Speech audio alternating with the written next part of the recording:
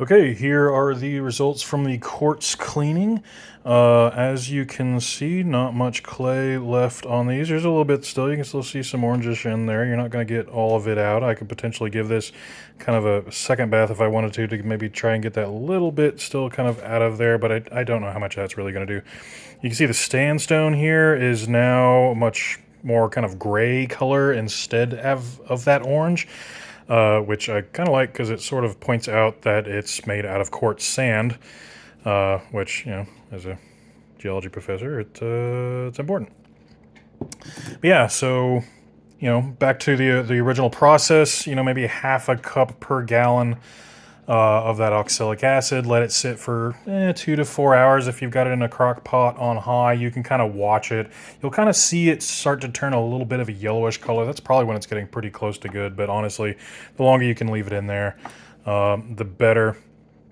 So this is just kind of a random assortment of what I had. Just a couple of decent kind of little clusters in here. Sometimes when you go to these places, I think I remember collecting this and I wasn't like super, just kind of grabbed this, and once I cleaned it, it ended up looking a lot nicer. I think that's pretty nice. I think it looks better in person than it does here on camera.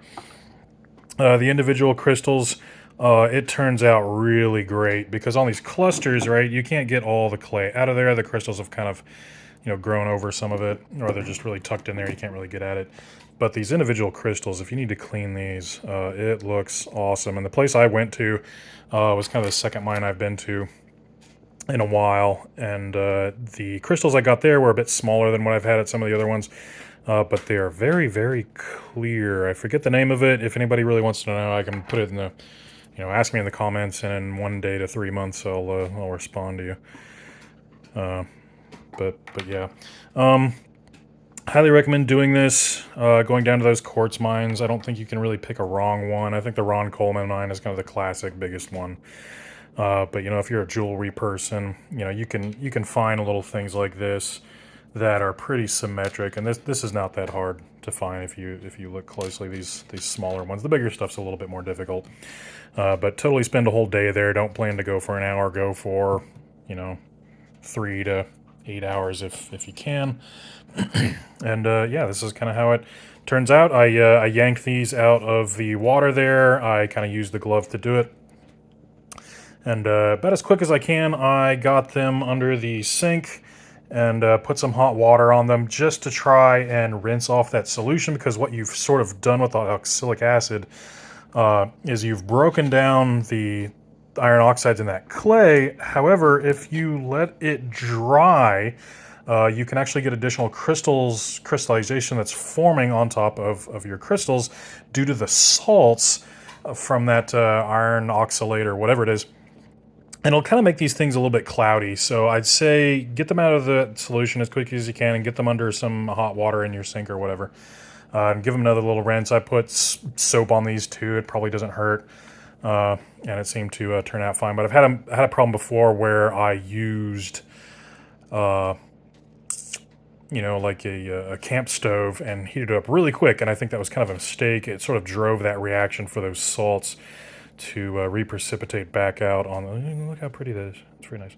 To reprecipitate back out on the crystals. And I think this turned out a lot better. So, +1 for the patience of using a crock pot. And crock pots are cheap. Go to your, local Goodwill or thrift store and go get yourself a crock pot for like $5 or something.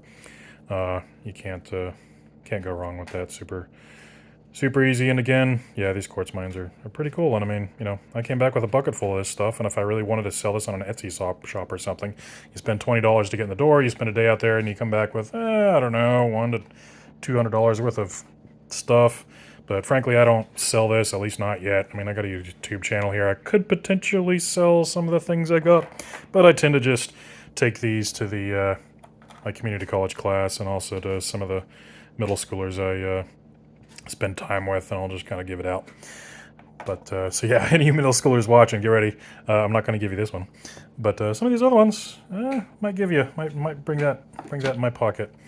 So yep, that's how you do it. If anybody's got any questions, put it in the comments, and I'll be happy to answer. This is something I enjoy doing. I don't get down there very often. Maybe like once a year I take a trip. maybe I'll start increasing that a little bit sooner. But yeah, hope you learned something. And sorry about my dog chewing on the bone in the background. Maxine. Shh. Thank you. See you later.